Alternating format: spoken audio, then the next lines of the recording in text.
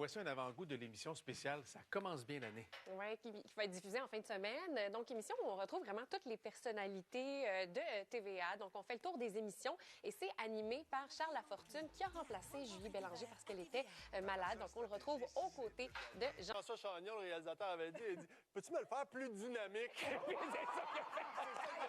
Il a fait une On savate. comprend que c'était pendant le tournage de l'émission Léo. Donc, c'est plein de petites choses comme ça qu'on va pouvoir découvrir dans le cadre de Ça commence bien l'année. Et ça place la nouvelle saison hivernale aussi avec plein de nouveautés. Beaucoup de choses. Du nouveau pour Green Day aussi. Oui, Green Day qui prépare un nouvel album.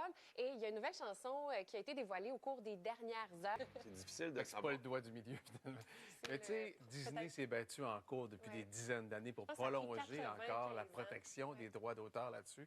On comprend pourquoi il le faisait aussi. Oui, parce que maintenant, ça va donner place à plein de petites choses. Puis la précision est incroyable parce que c'est vraiment la version de Steamboat Willie. Oui, c'est ça. La première version, exact. le premier En noir et blanc, en plus. Exactement. Un artiste ou une artiste qui... Un artiste. qui est de passage au Québec? Oui, en fait, c'est Noah Kahan. Moi, c'est un artiste que je suis depuis plusieurs années et que j'adore. Je l'ai d'ailleurs vu en spectacle à Montréal alors qu'il était un peu moins connu il y a 3-4 ans. Et c'est un artiste qui connaît de plus en plus de succès sur la scène internationale. Plus léger. Mais c'est parce que Noah Kahan, c'est plus des ballades d'habitude. Ouais, c'est ça. Mais là, c'est une chanson qui est vraiment émotive. Donc, on on le sent là, sentait, ouais, c'est ça, qu'il met ouais. beaucoup d'émotion dans sa performance. Mais je vous invite vraiment à aller découvrir Noah Kahan. Noah Si Kahan. vous ne le connaissez pas encore, OK. il y a de très, très belles chansons. Puis, on va en entendre parler de plus en plus. C'est une étoile montante. OK. Ouais. Malheureux. Un système ingénieux, pas malheureux. Non, au Ben, contraire. Au contraire, ça va rendre les gens heureux. C'est un suivi de dossier de Gino. Un suivi de dossier sur quoi, Mathieu? Ça marche. Quoi? Ça marche sur un système pour nous faire pas travailler plus, travailler mieux. OK. Regardez, tu te souviens-tu de ça? Oui. Je veux que les enfants fassent du sport, de l'activité, je veux qu'ils montent eux-mêmes la piste. Mais des fois, à un moment donné, choisis tes combats. Oui, c'est clair. Monte mon train. Oh, tableau. Non, monte ta...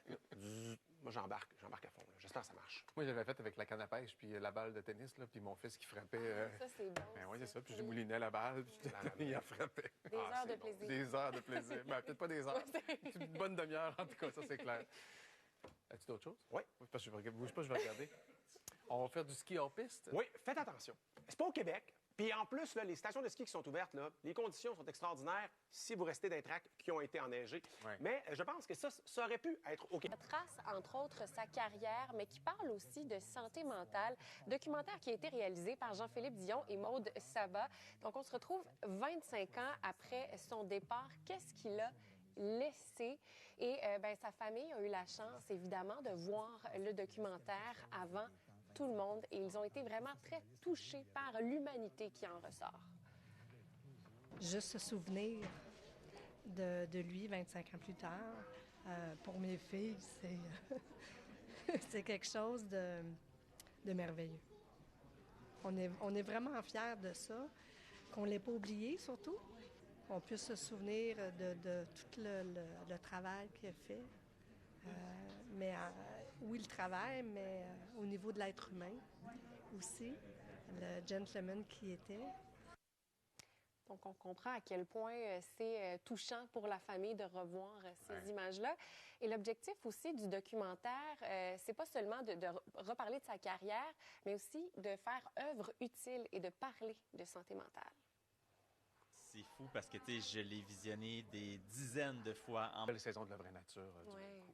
Bon, on va aller en musique maintenant avec Matt Lang. Oui, Matt Lang qui a connu une année 2023 extrêmement occupée, en plus de 50 spectacles partout à travers le Québec et même le Canada.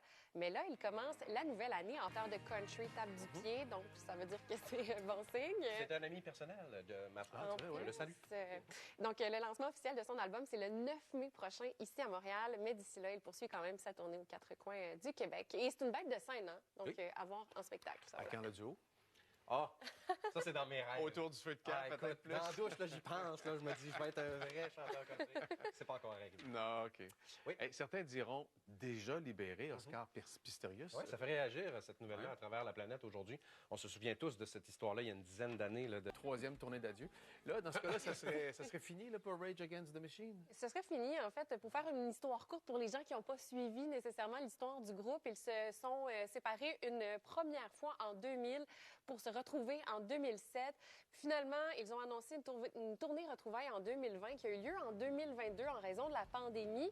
Et là, l'an dernier, pendant leur tournée d'adieu, le chanteur s'est blessé, il s'est déchiré le talon d'Achille. Et là, ils ont dû annuler le reste de leur tournée après seulement 19 spectacles. Et là, tout le monde se demandait... Bon, tu veux nous parler de nostalgie un peu d'une chanson qui regagne en popularité? Oui, bien, ça fait souvent ça, hein, avec des séries, avec des films. On a juste à penser à la chanson Running Up That Hill de Kate Bush qui est sortie en 1985 et qui est passée dans Stranger Things et ça a fait une montée fulgurante. Eh bien là, c'est au tour de la chanson Unwritten de Natasha Bedingfield qui a vu le jour en 2000. Attends un peu, là, tu l'as chanté tout le long pendant qu'elle chantait aussi. Tu l'as accompagnée. Oui. Ça te ramène Mais on peut pas chanter ça tout bas. C'est le genre de chanson qu'on chante là, à s'époumoner. dans la voiture. Là. Oui, j'avais même fait un exposé oral en secondaire 1. Sur cette chanson-là? Oui. Donc, tu étais déjà dédiée à être communicatrice plus tard? Je sais pas à l'époque. J'étais pas très bonne dans les exposés oraux.